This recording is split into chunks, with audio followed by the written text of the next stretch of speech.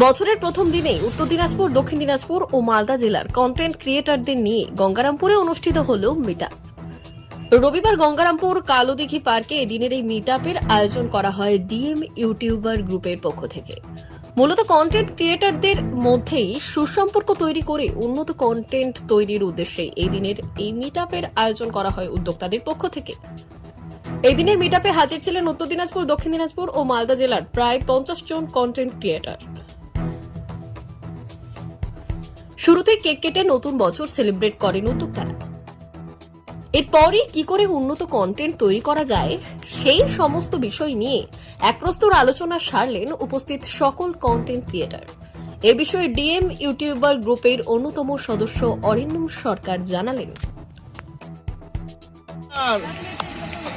সকলকে happy new year.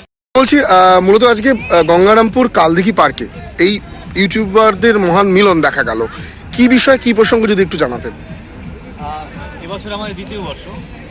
গতবারের মতো এবছরও আমরা 3 জেলার মিলে ইউটিউবার যারা আছি, যারা সবে ইউটিউবে পা রেখেছি বা কয়েক বছর পা রেখেছি, তারা এখানে মিট আপ করছি।